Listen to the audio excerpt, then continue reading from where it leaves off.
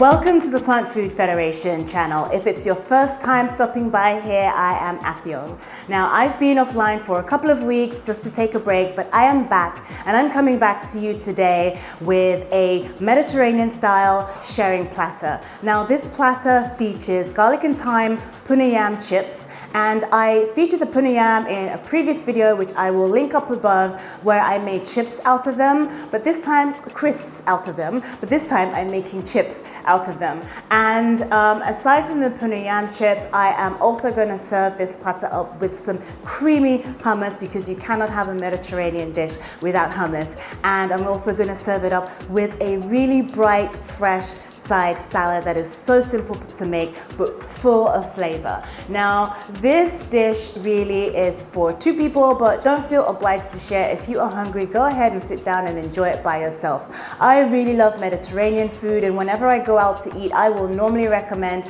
Mediterranean restaurant, because that way everybody in my party is able to find something to eat. I love hummus and falafels, I love the potatoes, and I love the grilled vegetables. I just love it all. But anyway, let's head into the kitchen to make this dish. While we do that, just look below this window. You will see the subscribe button. Go ahead and tap that subscribe button. Also go ahead and tap that notification bell right next to it. That way we can stay connected and you can get an alert every time new videos go up on this channel. So let's get into the kitchen.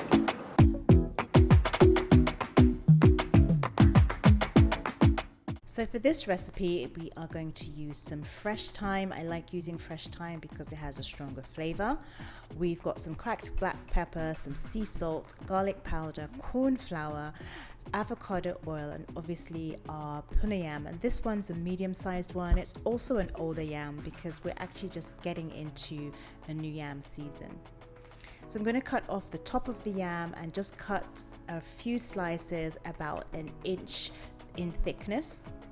I'm then going to peel off the skin. Now again, this is an older yam, so the skin is quite tough.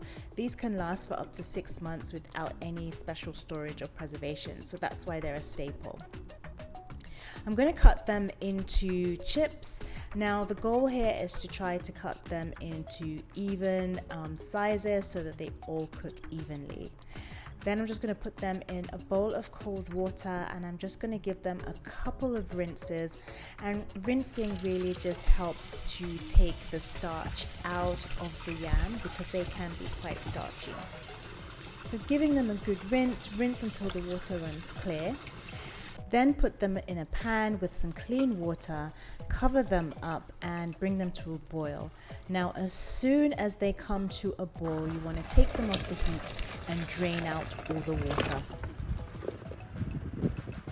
Place the yam chips in a bowl, and then what you want to do is just sprinkle over the corn flour and just dust them really. This is just to help them crisp up in the oven. Next, we want to make the seasoning, so you're going to put the avocado oil, garlic powder, salt, cracked black pepper and thyme in a bowl and just sort of create a little paste, so just mix this up.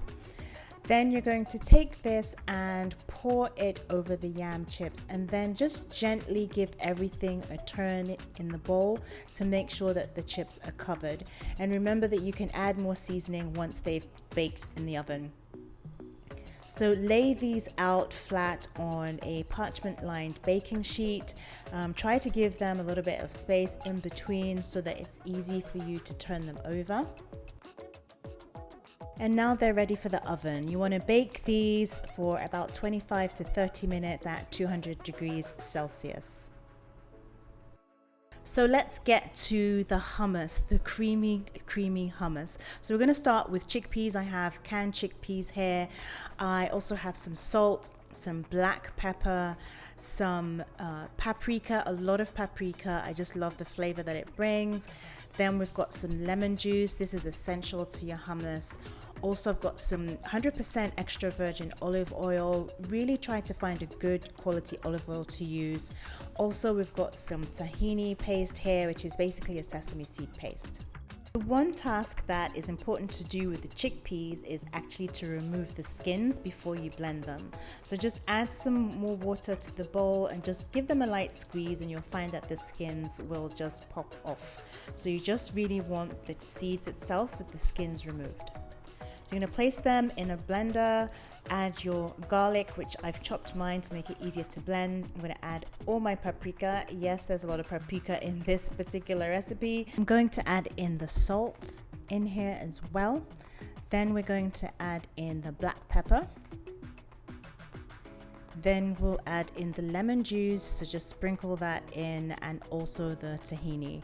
So you just want to make sure that you pour all these ingredients together. Now we're going to hold off on the olive oil, but we do want to add some water, and this is just to help everything blend together. So everything is blended now, and as you can see, the hummus is coming together. So I'm just going to add in the olive oil and blend it for just about 30 seconds to combine it. And there you have it. So let's go ahead and plate this hummus and put this platter together. So I'm just going to, put a few dollops of it, a few spoonfuls of it in the middle of my plate and just circle that around. I actually want to make sort of a crater in the middle because I'm going to add some things in there. So once that is done, I'm going to add in this simple, really quick salad that I put together, which is basically cherry tomatoes, cilantros, cucumber, olives, and some lemon juice. And this is such a refreshing salad to have on the side, especially with the yam chips. Now I'm not done with this hummus yet. I'm still trying to get this crater right, but I'm going to go ahead and pour in some more olive oil. This is just sort of, the traditional way that I've seen hummus eaten. And I'm also going to put in more paprika because you can never have enough paprika. This is smoked paprika, by the way, which really gives it great flavor. And I'm just going to add some whole olives in there as well. Next up, I'm just going to go ahead and plate my yam chips. They are out of the oven. They are crunchy, crispy. They're a light color. I mean, yam doesn't really get a dark color like French fries, so this is a little different. But trust me, they are cooked through and they are lovely and soft in the center.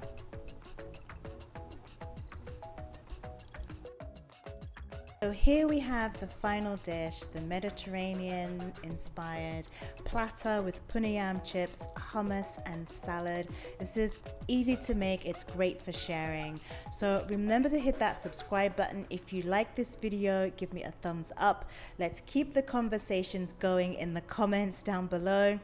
And until next time, just remember that eating more plants is always a good thing to do. I'll see you in the next video.